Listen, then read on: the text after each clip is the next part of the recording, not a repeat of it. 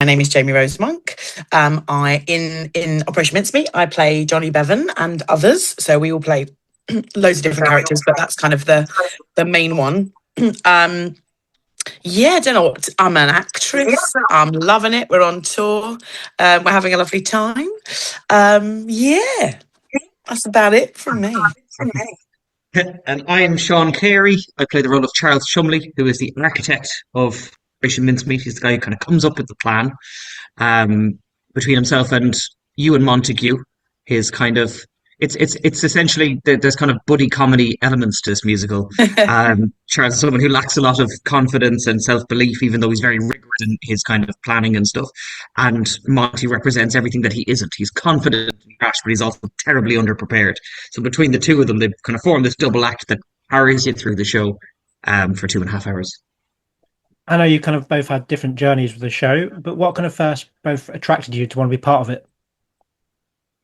So I saw the show in the West End. That's the first time I saw it. I heard a lot about it from the Southwark Playhouse run, but I was not quick enough to get tickets for that run. So I'd heard loads of good things, and a lot of my friends had seen it.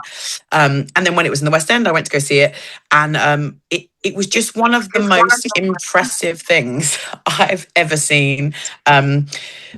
From an actor point of view as well, I'm watching these 5 people and I think, how would you even learn that? How would you even do it with such ease?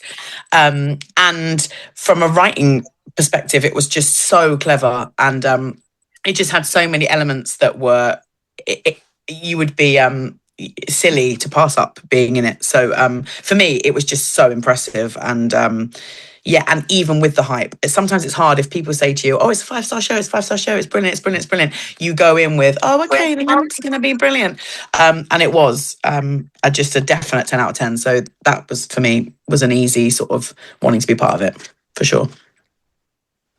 I kind of joined in 2022 when it was still in its kind of fringe form. It was a bit of a mental story, basically. Mincemeat had been having this amazing success. So their Playhouse, the new diorama, it had gotten so much attention, and kind of there was so much buzz building for a West End transfer. They were going to do one last version of it at Riverside Studios in Hamlet, get the script as lean as possible, and then it was going to get the big budget. Rob Hasty had come on board to direct. But then 10 days before they were due to open, Dave Cumming, who played the original Charles, flew off his bike on his way to rehearsals and broke his collarbone. So there was no understudy, and a call kind of went out, is there any actors with kind of comedy backgrounds who can hold the tune? So I remember distinctly sitting on my couch, not a lot of auditions were coming in. I was going, what am I doing with my life? And all of a sudden this email pops up, Operation Mincemeat. And I didn't know anything about it, not even, not true story, not the show. But I said, okay, I guess I'll give it a go. And given to audition for really, really funny. I was like, oh, this is good. And I got the job. And then they sent me an archive footage of the Southwark Playhouse, the previous version that had just been at the Southwark earlier that year. And I remember sitting on the exact same couch that I got the email with my girlfriend, and we watched this kind of blurry, get the auditorium recording of it. And even then, I turned to her afterwards and I said, this is good.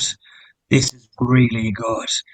And I couldn't believe it that I was part of this incredible show, and they haven't been able to get rid of me. So I'm still here. I'm still jumping around the place. But yeah, it's an amazing show. And how do you both kind of prepare the mental mind map of playing multiple characters when you're playing like 10, 20 characters in a show? How do you kind of mentally balance that? I think in rehearsals it was definitely a lot, all the kind of working parts. But now it's learnt. I think every day it's one of the hardest and most rewarding things I've done, because every day is still a challenge. We've done it over 100 times on this run, and every day I just have to take a deep breath. Me and Sean are in the same wing together, so we have a little handshake, our ritual, and then it's just a real deep breath, and then I just concentrate on the first thing. Because if you think too far in advance, or if you're kind of overthinking on stage, you just drop, so many things get dropped. And it's one of those shows where you just have to really be present, which is lovely. And that's the aim anyway, I guess, with acting generally, but you sort of have to really do it on this show. So I just don't think about it until it happens. I think is probably the answer. Yeah. My first job in London was as an understudy in Play That Goes Wrong, where I had to cover 5 different parts. And in kind of theatre parlance, you would call them tracks, because if you imagine the whole show was a big roller coaster, and each role is its own track, and it'll loop and they'll intersect and they'll go up and down and whatever like that, but you end up at the same place at the end. And I think that training has been invaluable to me in this show, because this isn't a show where you play a different track per night. This is a show where you play 5 tracks in one show. So that kind of ability to hop into the next one, I'm really grateful for to Mischief for that, because they really taught me how to you almost just separate your brain, and you're kind of just thinking, okay, I'm Charles now. Okay, now you just have to jump onto a completely different line of thought. And it takes a long time, as Jamie says, to get it into your muscle memory. But again, we've done it a few times now, so it's kind of become a muscle memory kind of thing that it's gotten a little bit easier. And how do you kind of balance that stamina you need for 2 hours of this high energy comedy for you both? How do you kind of, like, the hours before the show, what are you kind of mental preparations? Yeah, I guess it depends. It depends on the day, to be honest.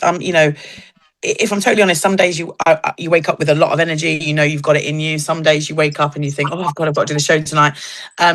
So it's just looking after yourself as much as possible, and that can look different. I mean, because we're on tour, it's hard.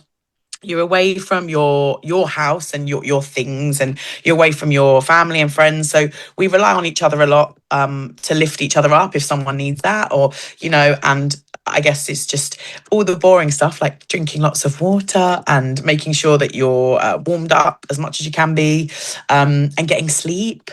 But also sometimes that might look like just doing something fun in the day, just to kind of lift yourself. So for me, it depends daily, but yeah. Caffeine. Lots and lots of caffeine. Caffeine and hydration tablets. Yeah, sponsored by Cafe Nero.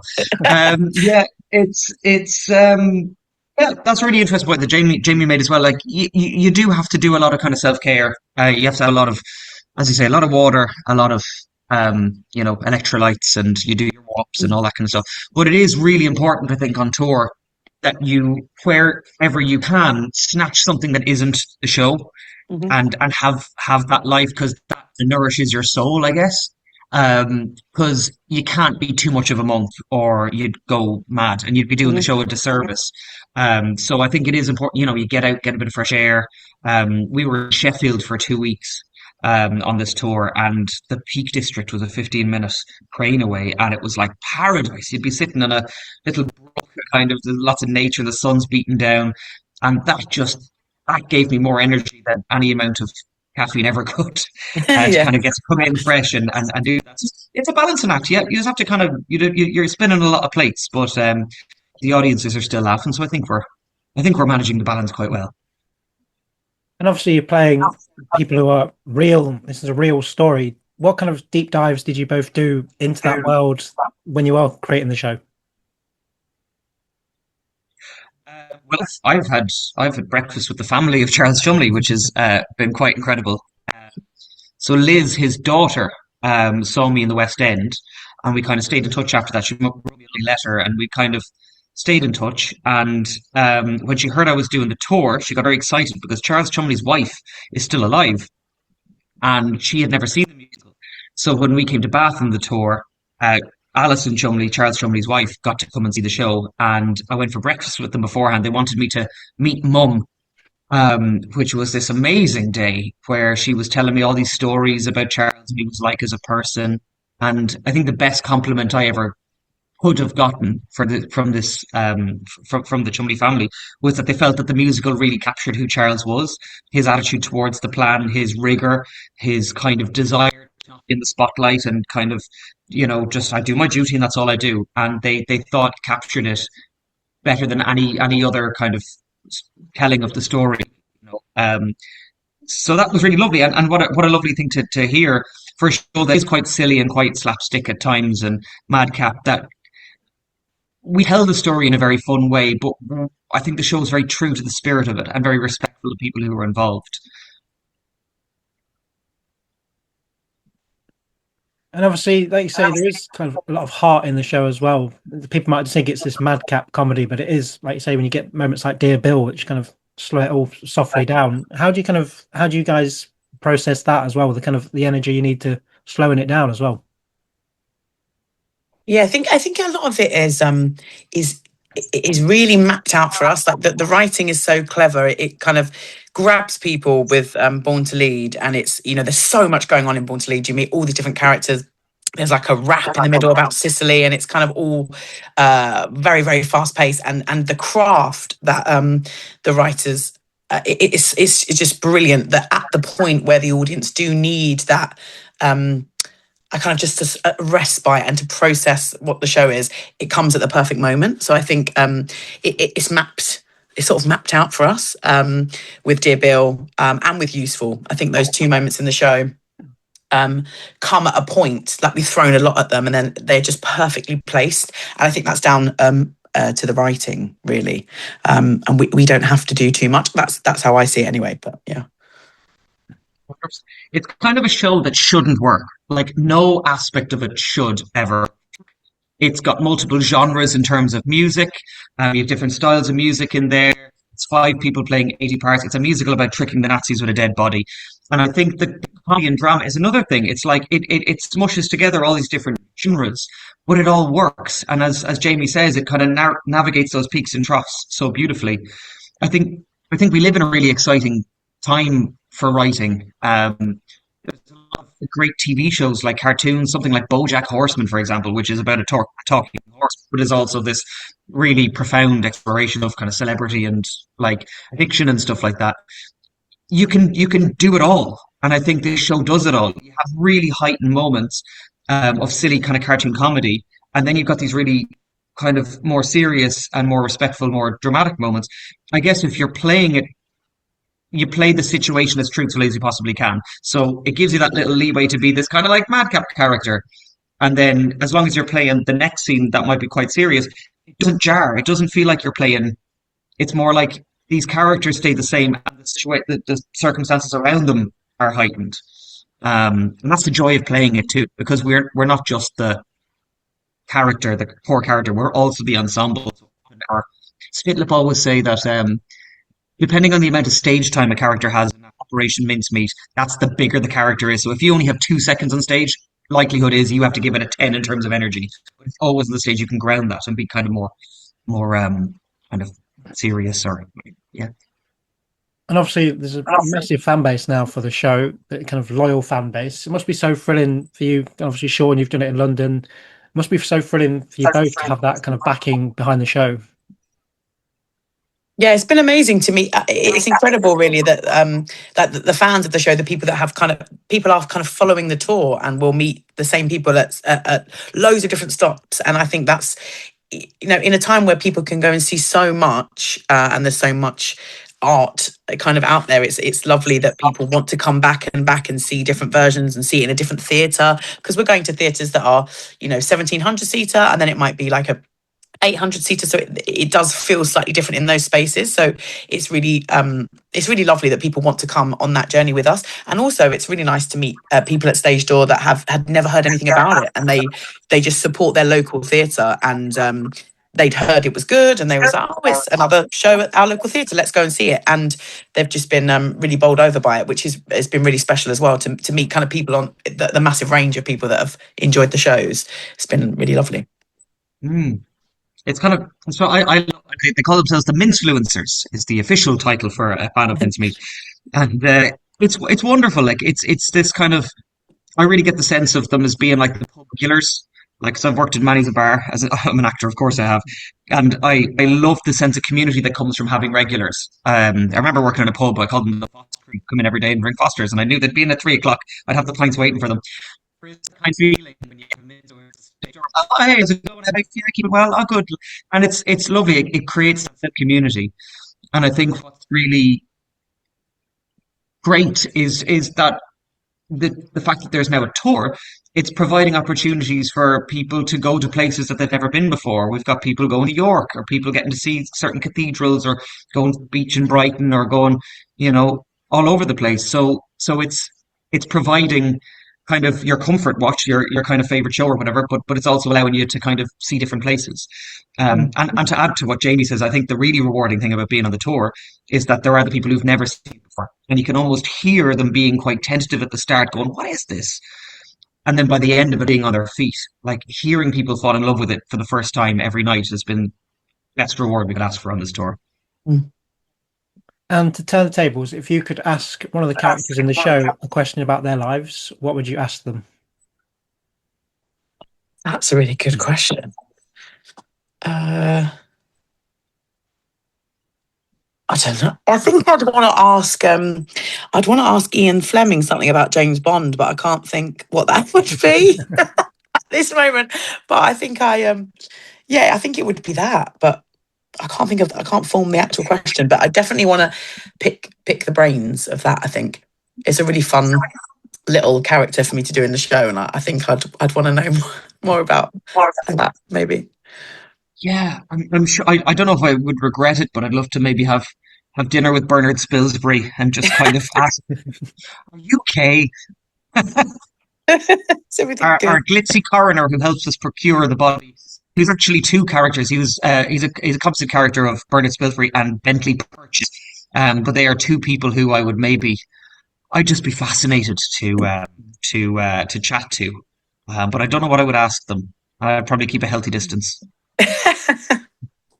Sensible. These are two silly questions I'm going to ask you. If you had unlimited budget and you could add one thing to the glitzy finale, what would you add? Oh, amazing question. Unlimited budget. Oh, maybe something to do with maybe like an even bigger plane or something. Or what do you think, Sean? What would you add to the glitzy finale? Oh, I think we should do like a Mary Poppins where like Willy Watkins flies out over the audience or something Oh like that. I yes, think. yeah. I think that'd be a good or else he flies in. Yeah, perfect. And he Perfect. flies up over the audience. Yeah. And we can still be like attached to the wing while it flies. With no harness, like you have to balance every time. Yeah. Great choices. And then if you had to flyer the show, but you couldn't use a flyer, you had to use like a random object to represent the show, what would you use? Oh, a briefcase. Also that a would briefcase. get expensive. Yeah, briefcase. Nice. Strong. And then for Sean, if Cholmondeley had to pick between the moustache or the glasses, what should he pick? Well, I think he, like, for necessity, have to keep his glasses. But I've seen some pictures of Charles. So I've seen him with a full beard. I've seen him, like, I've seen the pictures, and he's a good looking man, regardless. So I think he'd have to stick with the glasses for necessity. Strong. This is going to chuck you both onto the bus. If you could describe the show using only a sound effect, what would you use? Oh. Did you just do a laugh? No, I just kind of screamed. I was going to say probably the sound effect of a roller coaster. Like, I won't do it for you, but if you imagine the going up the roller coaster, then people coming down, that's what I'd use. I'd clip that and send it to people. That's kind of the sound I did, so we're in sync. Yeah, brilliant. And then to wrap up the interview, if you could, what would you hope an audience member takes away from seeing Operation Mincemeat? Oh. If they'd never seen it before, I hope they feel how I felt when I had seen it for the first time, which was that on so many levels, that it was impressive, and the actual story as well. And when I saw it, "Useful" was one of the songs that really stood out to me. So I hope they take the heart as well as all the fun, I guess. Yeah, I hope they kind of get a sense of the complexity and the kind of knottiness of history, and the idea that everyone has a part to play, and all people can have their part to play. I guess I'm getting very profound with this now, but I think what's lovely is that they pay tribute to everyone, even these complicated, maybe, privileged elites. They did create this plan, but everyone from that level of immense wealth to a man who in his life suffered greatly, but in his death saved hundreds of thousands of lives in the body, in Glyndwr Michael. I think if people come away with an appreciation that everyone has a part to play, that would be the thing that I would love, as well as laughter and tears and stuff. That's Brilliant. lovely. Well, thank you both so much for your time. Just leaves to say, Operation Mincemeat, you're touring until the 28th of November this year.